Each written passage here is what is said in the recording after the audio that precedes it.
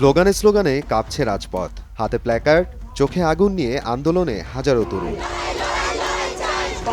অবসান ঘটে ১৬ বছরের দুঃশাসনে। ২৪শে জুলাইয়ের সেই আন্দোলন পরিচিতি পায় জেনজিদের আন্দোলন নামে।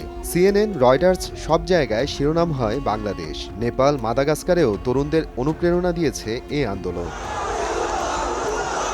জেনজিদের আন্দোলনের মধ্য দিয়েই বাংলাদেশ দেখেছে এক ঐতিহাসিক মুহূর্ত।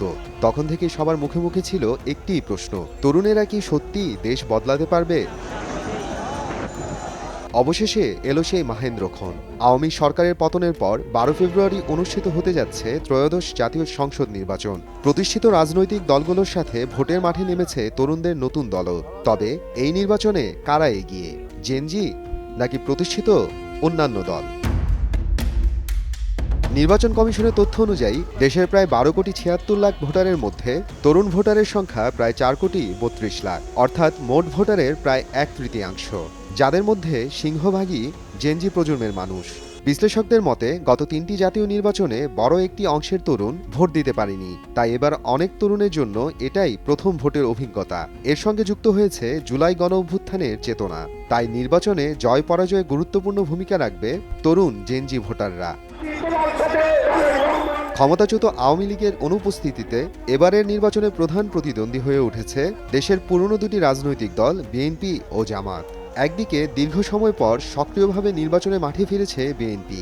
দলটি বলছে ক্ষমতায় এলে ১৮ মাসে ১ কোটি কর্মসংস্থান সৃষ্টি করবে, শিক্ষিত বেকারদের জন্য ১ বছরে ভাতা দেবে, আইটি পার্কে তরুণ উদ্যোক্তাদের অফিস স্পেস দেবে, থাকবে ফ্রি ওয়াইফাইয়ের সুবিধা, এমনকি ফ্রিল্যান্সারদের আয়ের টাকা দেশে আনার বাধাও দূর করার প্রতিশ্রুতি দিয়েছে তারা।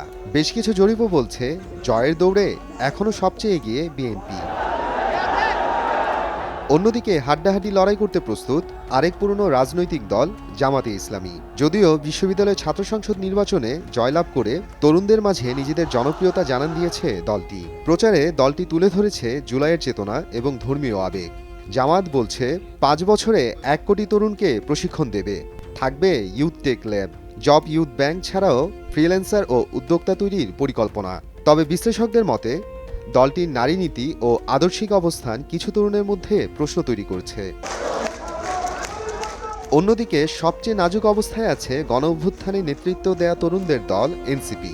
নির্বাচনের আগে থেকেই এ দলটি নিয়ে জেনজি তরুণদের অনেক প্রত্যাশা থাকলেও জামাতের সঙ্গে জোট করার পর সেই জনপ্রিয়তার ভাটা পড়েছে। তবে সোশ্যাল মিডিয়ার প্রচারণায় জোর দিচ্ছে তারা, ব্যবহার করছে র‍্যাপ, ফোক আর আধুনিক গানের থিম সং, রিলস প্রতিযোগিতা, লাইভ ভিডিও ইত্যাদি।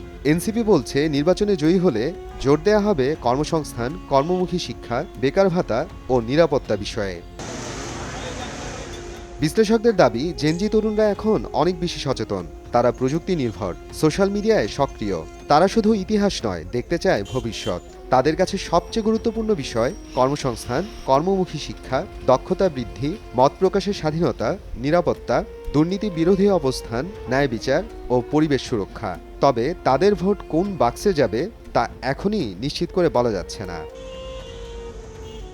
সব সংকটের মাঝেও অনেকে বলছেন এই নির্বাচন গত ১ দশকের মধ্যে সবচেয়ে অবাধ ও সুষ্ঠু হতে পারে। দেশের আনাচে কানাচেও দেখা যাচ্ছে নির্বাচনী উত্তাপ। তবে প্রশ্ন থেকেই যাচ্ছে জেনজি আন্দোলনে জিতলেও নির্বাচনে জিতে ক্ষমতায় আসতে পারবে তো? মোহাম্মদ আফরানুল ইসলাম, সময় সংবাদ।